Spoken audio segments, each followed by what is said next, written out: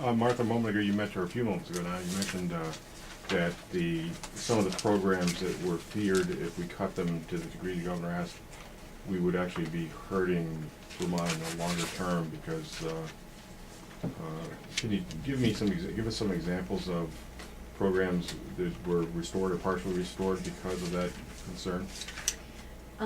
Yes, money for programs like Senior Companion,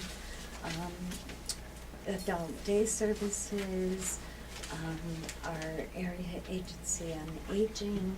There were a series of cuts proposed in the budget for the Department of Aging and Disabilities, particularly as they would have changed the services to the elderly, a huge cut in the reimbursement rate, for our home health agencies that do personal care.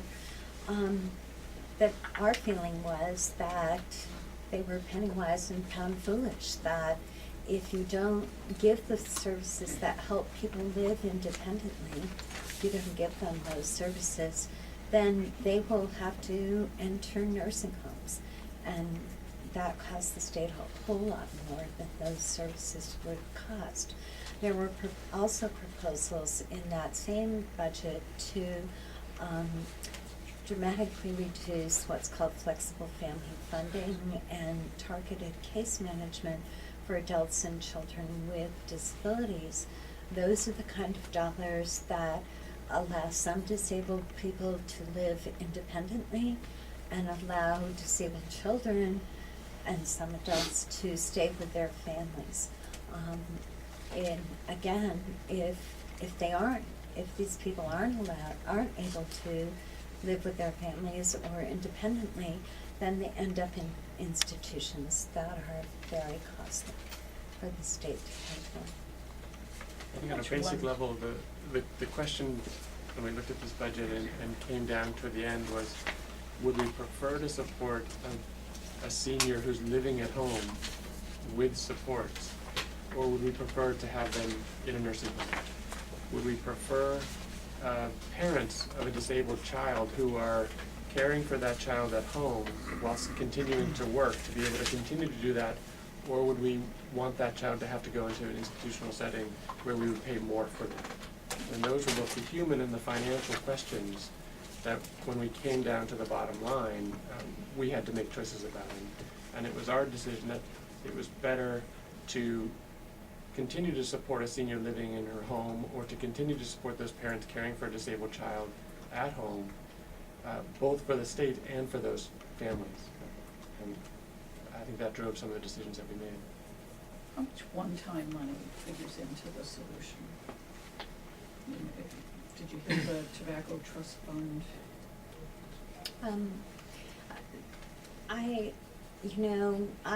I never like making the distinction between one-time money and ongoing money, because in my opinion it's all fungible.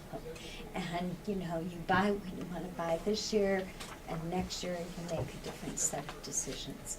But I think a number of the dollars that were one-time in nature were used to solve one-time problems. We had to pay a huge amount of money for a 27 pay period this year, for example. And you will see a one-time section in the bill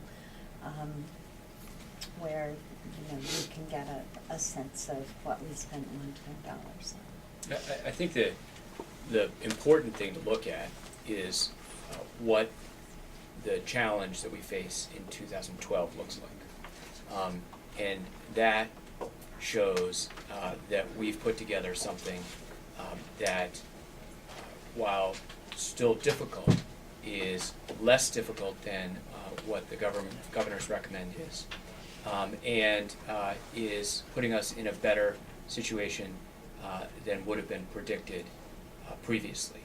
So we have kept a clear eye on what the future looks like, because we know that when we come back here next year, we're going to have to solve that problem. Are you using any rainy day funds? We are not using any of the stabilization reserve, but we did actually use the caseload reserve through the budget adjustment process so that we could actually draw down some additional money from the federal government that we banked to use for the 2010 budget, or 2011 budget.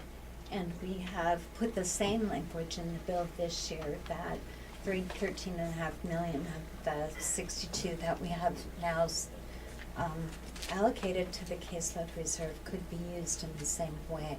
So we believe that that's one of several things that we've done that will help position us for next year.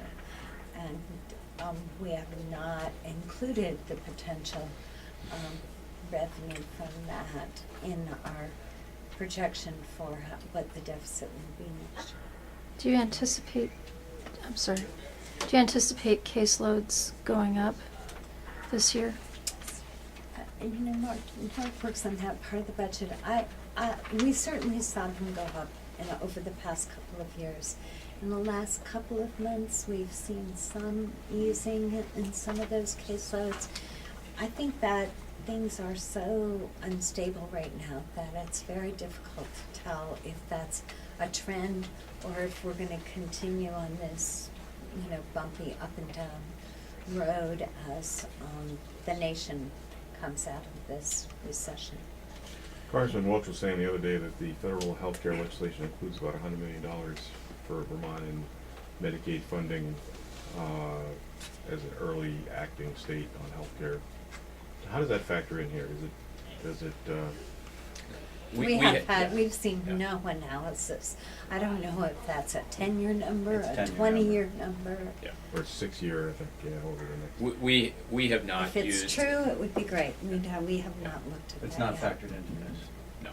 What is factored into our future projections is that for the first time last year and this year, we are actually including our long-term healthcare deficits into our budget projections, and to the degree that that money reduces those long-term challenges in funding healthcare, while we continue to try to reform our healthcare system to bring down costs, those will ease pressure in future years. It certainly is a tremendous help to Vermont if that becomes the reality. In terms of this budget, where are the kind of pressure points that would show up as an expense? Is corrections continue to be an area of worry, or is where there could be growth that just can't seem to be checked, or is there some other? Well, there is a significant challenge for change around corrections. We've worked now for 2 or 3 years straight on trying to bend that curve. I think we've seen some change in the trajectory, and there's a lot of emphasis on continuing to do work in that area. I think our Reach Up program is always dramatically affected when the economy is in a downturn situation. Those are some numbers that we have seen some easing in lately.